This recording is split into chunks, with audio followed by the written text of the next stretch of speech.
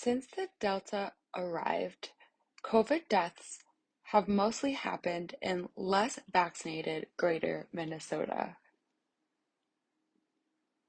The 7-county metro, where vaccination rates and mitigation efforts are higher, has seen a lower proportion of deaths since June.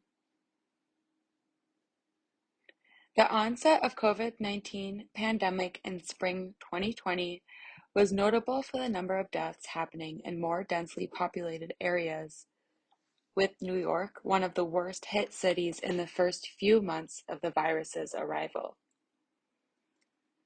But the introduction of vaccines has subsequently marked a shift nationwide, with deaths increasingly becoming from more rural areas where there is a greater skepticism of the vaccines and where COVID mitigation measures like mask wearing and social distancing are less likely to be observed.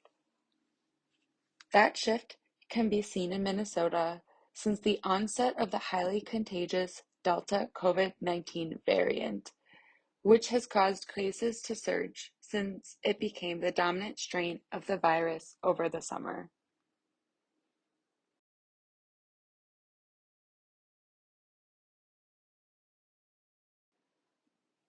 The 7-county Twin Cities metro, Anoka, Carver, Dakota, Hennepin, Ramsey, Scott, and Washington accounts for 55% of the state's population. But in the most recent COVID surge, has been seeing proportionally fewer cases compared to the counties in Greater Minnesota.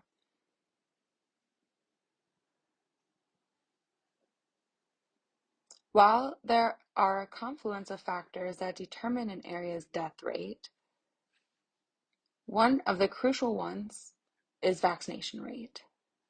The 7-county metro has some of the highest vaccination rates in all of Minnesota, with all 7 counties now having a vaccination rate of 70% or higher among those aged 12 and over. Although breakthrough infections still happen even when you're vaccinated, the vaccines are extremely effective at preventing hospitalizations and death from COVID-19, and that now seems to be borne out by recent deaths figures in Minnesota. Up until June 3rd, there has been 7,437 deaths from COVID-19 in Minnesota, of which 54%, 4,028 deaths happened in the 7-county metro area, and the rest happened outside of it, pretty close to a proportional split based on population. Since June 3rd, as Delta started its spread across Minnesota, eventually becoming the dominant strain in July, Minnesota has reported 1,531 COVID-19 deaths. Of those, 628 have come from the 7-county metro and 903 from Greater Minnesota.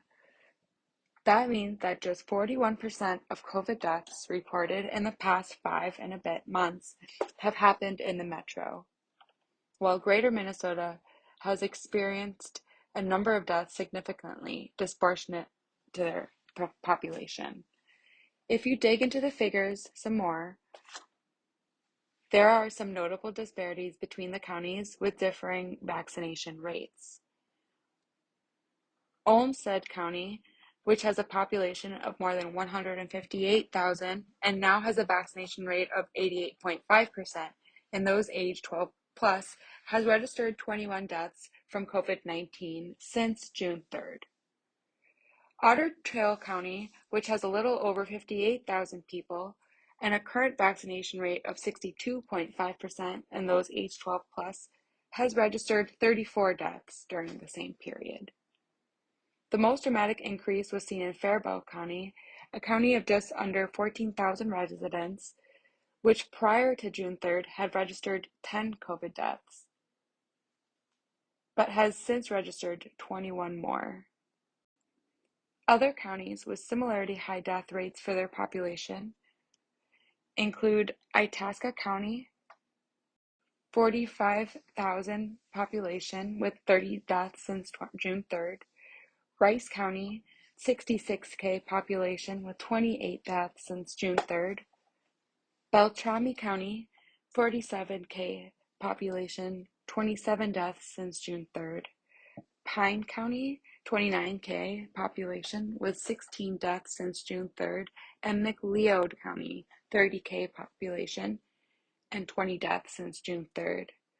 Just outside the 7-county metro, but still mostly within the Twin Cities metropolitan area, is Wright County, which has registered 48 deaths during that time from a population of 149,000, almost as many as in Washington County, 52 from 262,000 population. Here's a list of Minnesota counties in descending order of deaths from COVID between June 3rd and November 12th. Total deaths since start of pandemic in parentheses, along with their population and vaccination rate.